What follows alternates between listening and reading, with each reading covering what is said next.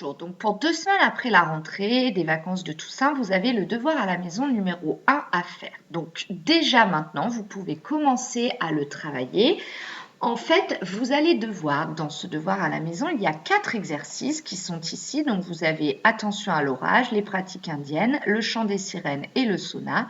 Vous avez, comme la consigne vous l'indique, à réaliser au minimum 2 exercices parmi les 4. D'accord ? Si vous n'en réalisez que 2, vous serez noté sur 15 points. OK. Et si vous en réalisez plus, vous aurez un bonus qui sera indiqué à cet endroit-là, qui est s'impliquer au-delà du travail demandé. D'accord ?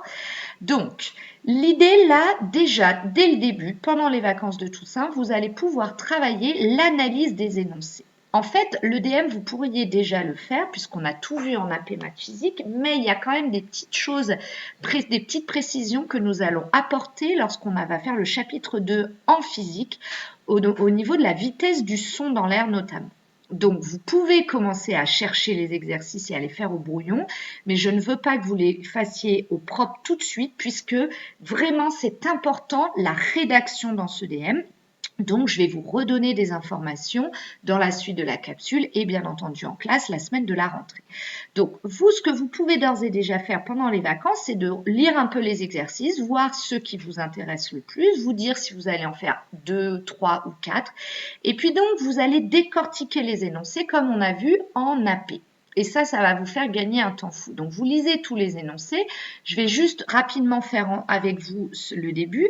Par exemple, ici, vous voyez, il y a écrit « Éline voit un éclair et compte 9 secondes avant d'entendre le tonnerre ». Quelle est l'information importante dans cette phrase? Je pense que tout le monde a compris que c'était 9 secondes. Donc, avec un fluo, je vais fluoter 9S.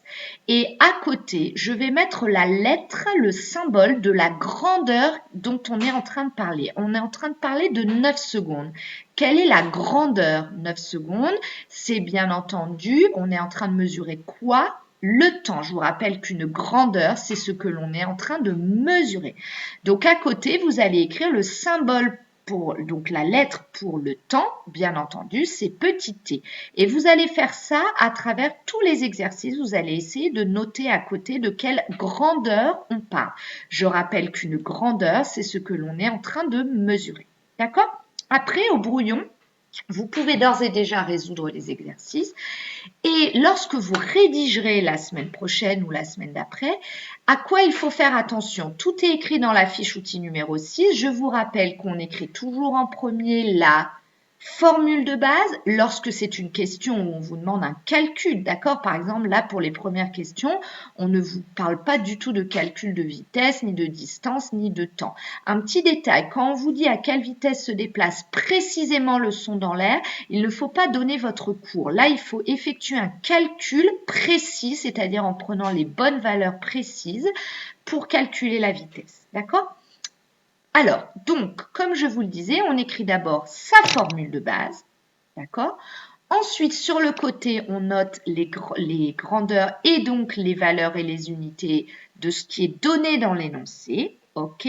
La vitesse du son, lorsque on vous parle que c'est dans l'air, normalement, c'est à vous de la connaître. C'est pour ça qu'il faut attendre la semaine de la rentrée. Sauf quand on vous demande de la calculer précisément, ça veut dire que là, il va falloir la calculer avec les valeurs de l'énoncé. OK? Et puis ensuite, il faut regarder si la formule qu'on utilise est bien celle directement utilisable, c'est-à-dire V égale D divisé par T, ou s'il faut la faire tourner. Pour la faire tourner, nous avons vu 2 manières de faire, soit avec le produit en croix et le tableau de proportionnalité, soit avec le calcul avec des chiffres, par exemple 2 égale 6 divisé par 3, avec des couleurs, et on fait une analogie, c'est-à-dire on compare les chiffres aux lettres pour faire tourner la formule. Ça, c'est dans le Geniali, donc vous pouvez bien entendu aller revoir la capsule que j'ai mise dans le Geniali.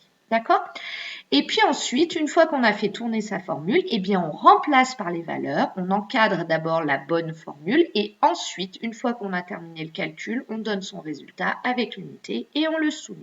Donc je compte sur vous pour rédiger très très bien ce DM. Vous allez prendre ainsi de très bonnes habitudes pour bien entendu le brevet et la troisième, mais surtout pour le lycée. Bon courage les élèves!